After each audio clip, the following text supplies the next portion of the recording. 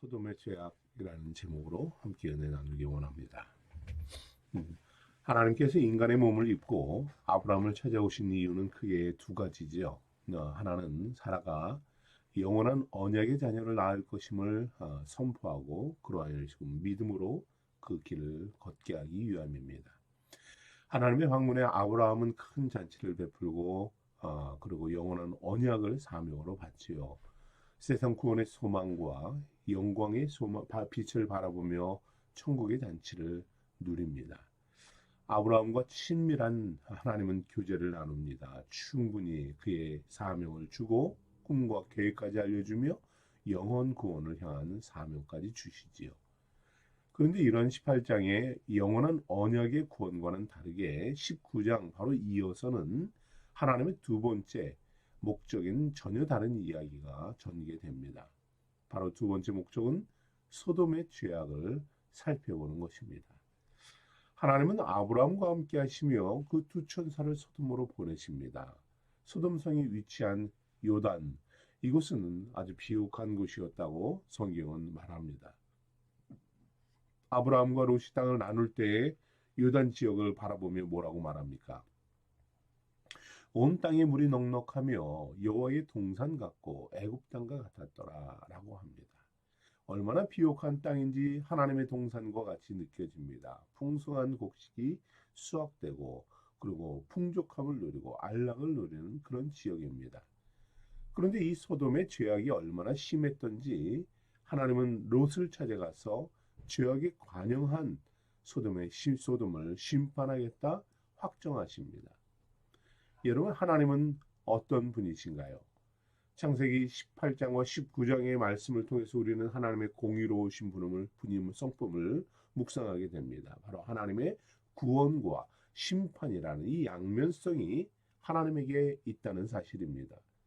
하나님은 은혜로 택함받은 믿음의 성도들에게 그들을 영원한 언약과 소망의 구원으로 그들을 인도하십니다. 그러나 범죄하여서 하나님을 등지고 살아가는 타락한 자들에게는 완벽한 파멸과 무서운 심판을 내리시는 분이라는 사실입니다. 이렇게 공의로우신 하나님의 구원과 심판은 오늘 우리에게도 그대로 적용된다는 사실을 우리는 항상 기억해야 합니다. 모든 인생들이 한 시대 문화 속에서 살아갑니다. 같은 음식을 먹고 같은 환경 속에서 거의 비슷한 동일한 생각을 가지고 살아갑니다. 하지만 믿음의 성도들은 예수 그리스도를 통해서 영원한 생명과 풍성한 은혜를 누리고 살아가는 사람들이지요. 충만한 기쁨 속에서 주님과 동행하는 사람들입니다. 그렇기 때문에 이 세상 사람들, 심판의 사람들과 함께 산다 할지라도 우리는 뭔가 달라야 된다는 점입니다. 그들과 같은 음식을 먹을지라도 생각이 다르고 그들과 같은 일을 할지라도 소망이 다르고 비전이 달라야 한다는 것이죠. 그리스도를 믿지 않고 말씀을 떠나 있는 이 세상, 영원한 형벌과 심판받게 될 이 세상을 사람들과 동일하게 살아간다면 어찌 우리가 그 속에서 구원이 있다라고 말할 수 있겠습니까? 오늘 하나님은 인생들에게 하나님과 같은 영원한 언약의 백성이 될 것을, 아브라함과 같은 영원한 언약의 백성이 될 것을 요구하고 계신 것입니다.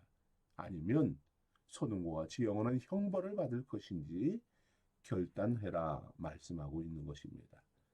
오늘 말씀을 통해 소돔의 죄악생을 우리는 살펴보길 원합니다. 아브라함과 같이 사명을 가지고 심판받는 영혼들을 위해 중보하는 그러한 믿음의 성도들이 되기를 축복합니다. 두 천사가 소돔성에 이르렀을 때에 성문에 앉아있던 롯이 그들을 보고 일어나 영접을 합니다. 몸을 굽혀 절하며 자기의 집으로 초대를 하고 환대를 하지요.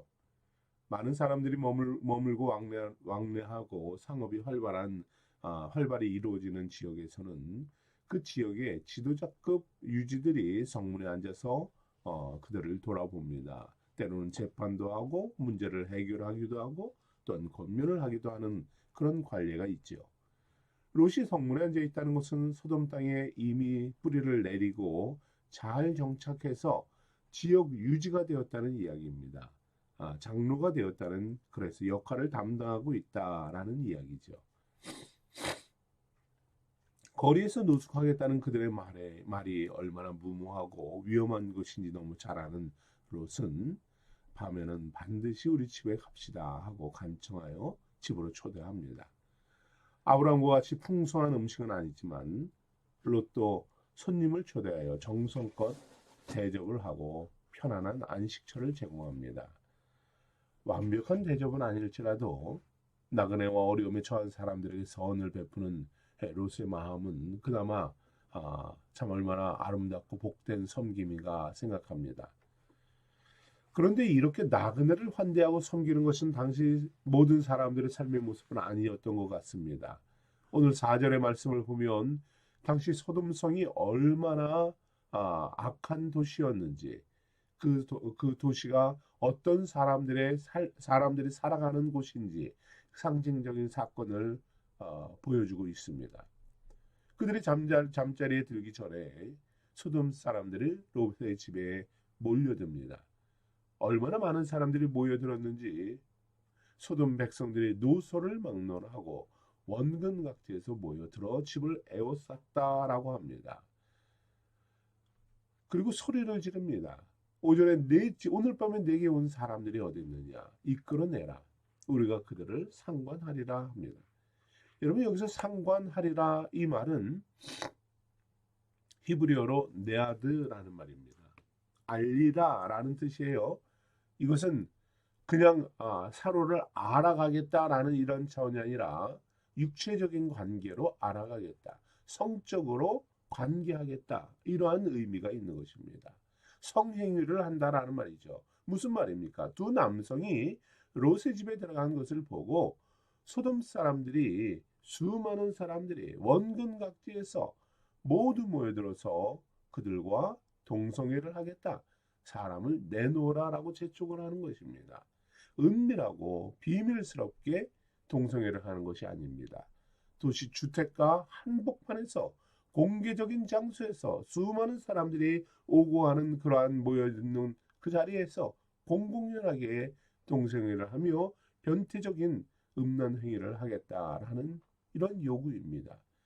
이들은 전혀 수치스러움과 부끄러움을 느끼지 못하는 이렇게 죄악된 인생들이었어요. 남색이라는 말이 소돔이라는 영어지요. 성적으로 타락한 도시 소돔, 그곳은 바로 동성애라는 곳으로 낙인 찍힌 그러한 터전입니다. 방탕한 일부의 사람들의 이런 일탈이 아닙니다. 동성애 행위가 보편적으로 자행되고 노인 어린이 할 것 없이 모두 모여듭니다. 당시 소돔은 이처럼 믿을 수 없을 정도로 타락해 있었고 공갈 협박과 폭력이 자연스럽게 자행되는 곳이었던 것입니다. 이런 소돔을 보신 하나님은 어떻습니까? 그곳을 흔적도 없이 남김없이 파멸시킵니다. 왜 그럴까요? 그 죄악의 뿌리가 너무도 크고 너무도 비참하기 때문입니다. 하나님의 심판은 몇 가지 특징이 있습니다. 죄를 범한 사람들이 변화의 가능성이 있을 때는 어떻습니까? 그들에게 심판을 내리겠다 하셨다가도 그것을 취소하시지요. 하나님은 한 사람이라도 구원받을 가능성이 있으면 끝까지 인내하시고 회개의 기회를 주십니다. 또한 일부 사람들의 범죄와 작은 죄악들을 미워하여서 그들을 모두 다 죽이는 것은 아닙니다. 하나님의 심판은 하나님이 심판을 기뻐하시거나 수시로 그것을 뜻을 정하여서 내리시는 분은 더더욱 아닙니다. 하나님이 사회와 민족, 국가를 심판하실 때에는 그들의 악함이 사회 곳곳에 배어 있을 때에, 타락하고 부패하여서 도무지 돌이킬 수 없을 때에, 말 그대로 10명의 의인이 없을 때, 단 한 명의 의로운 자가 없을 때에 하나님은 심판하시는 분이라는 사실이죠. 특히 동성애가 보편화된 사회는 심판이 임박했다라는 것을 성경은 증거하고 있습니다. 현대 사회의 심각성은 어떤가요? 이루 말할 수 없습니다. LGBTQ라는 이러한 표현들이 공공연하게 나돌죠. 남성과 여성도 아닌 이제는 제3의 성을 요구하는 시대가 되었습니다. 마치 자신들은 성적 소수자라고 하며 보호를 받아야 한다라고 주장을 합니다. 현대 사회는 이렇게 어리석고 무분별한 요구를 과학적으로, 철학적으로, 때로는 생물학적인 근거를 주장하면서 성적 타락을 재촉하고 있습니다.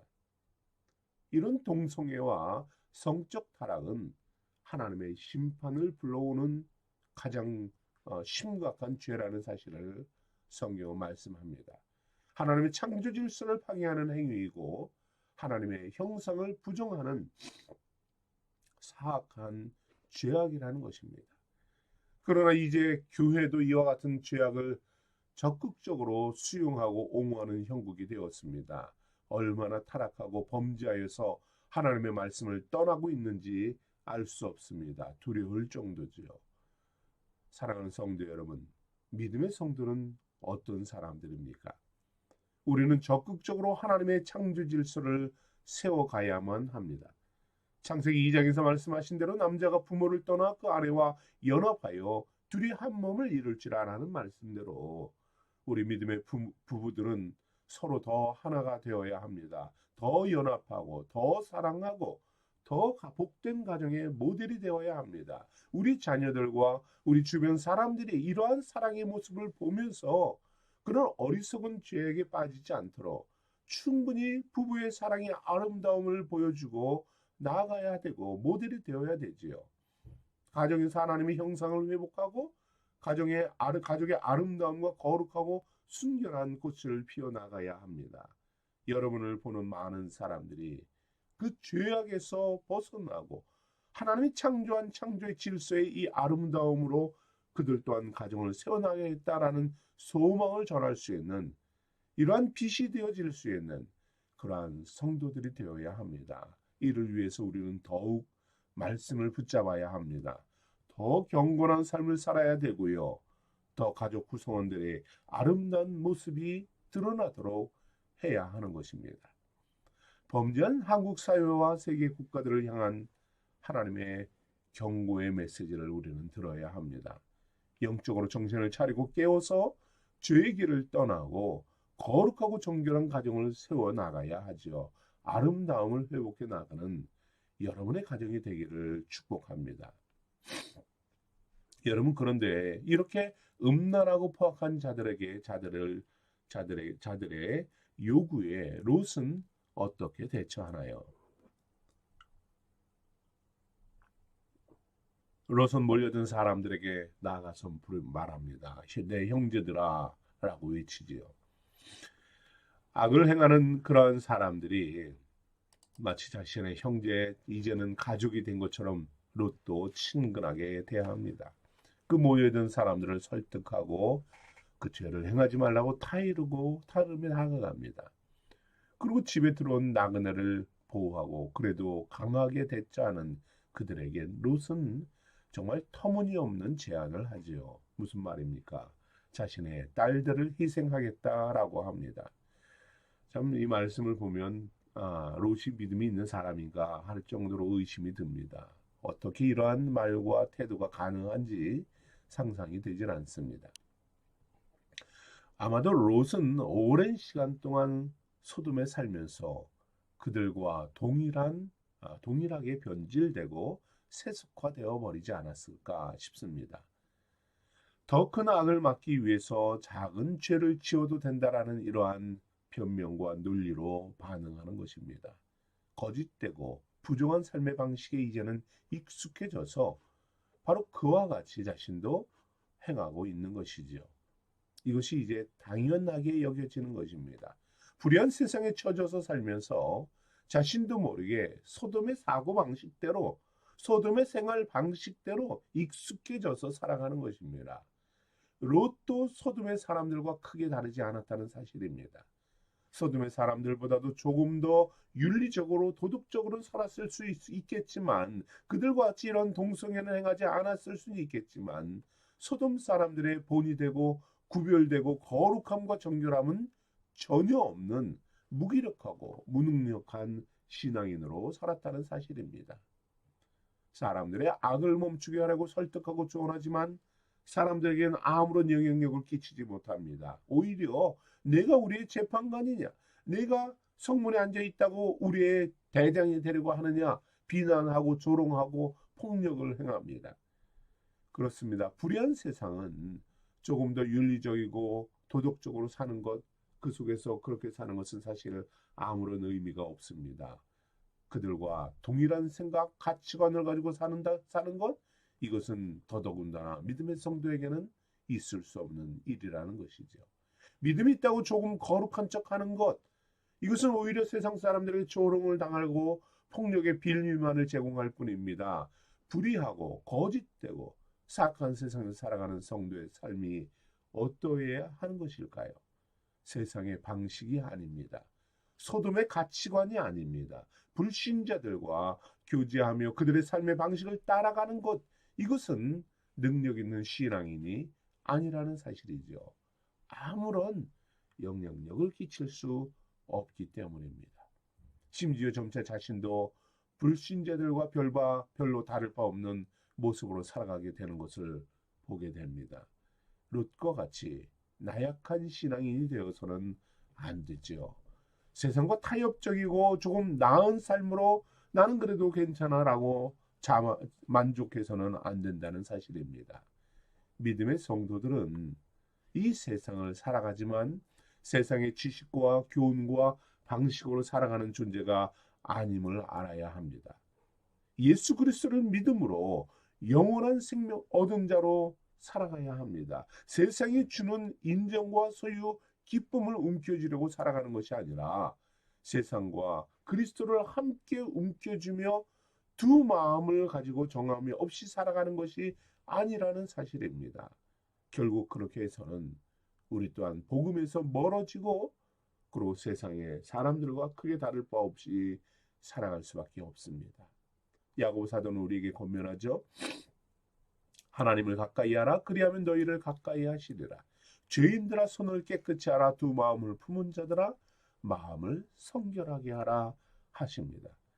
우리는 하나님의 말씀과 가르치심에 더 가까이 해야 합니다. 그 명령에 순종하는 성도가 되어야 되죠. 세상과 적당히 타협하고 합리화하는 것이 아닙니다. 주의 말씀대로 예와 아멘으로 순종하며 나아가는 성도가 되어야 합니다. 두 마음을 내려놓고 우리의 목적은 오직 하나님께 예수님께 두어야 하는 것이지요. 주의 말씀을 묵상하고 우리의 삶에 적용해 나아가는 것입니다. 나 삶을 돌아보는 것입니다. 세상의 거짓과 맞서고 담대히 소돔의 유혹을 거부하는 성도가 되어야 하는 것입니다. 그 속에서 빛과 소금의 삶을 살아내야 하는 것입니다. 예수 그리스도의 십자가의 복음이 이 세상을 살아가며 이 세대를 향한 진리의 말씀으로 살 수 있는 능력이 되어야 합니다. 하나님의 거룩한 영향력을 끼치며 나아가는 믿음의 생수의 성도들이 되기를 축복합니다. 함께 기도하겠습니다.